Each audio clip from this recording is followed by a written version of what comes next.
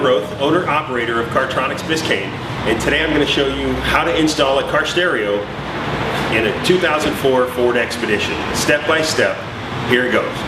To install a new radio in the car, we're going to need a few tools. A 7mm socket and ratchet. It really helps if you have a stubby ratchet, a crimper, and a wire stringer. So the first thing we need to do is remove the trim from the dash so we can take the radio out. So we have two 7mm screws here that hold up this dash panel, so we need to take those out. The dash really just snaps off.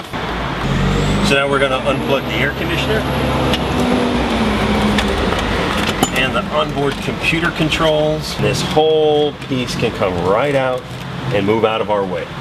So now we've got the dash off, we can take out the two 7mm screws that retain the factory radio.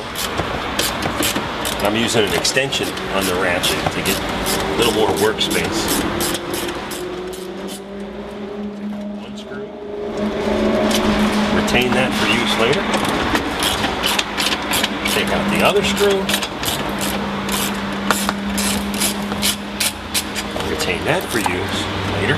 And now we're going to remove the radio. So we just grab it, pop it loose, and now we're going to unplug the antenna and the wire harness.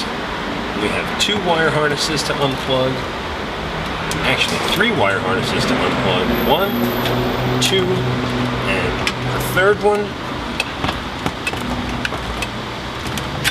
And that's it. Now we're going to connect our factory wire harness adapter to our radio wire harness. And basically we're going to go color by color because the wire harness manufacturer was nice enough to make the colors match the colors on the radio.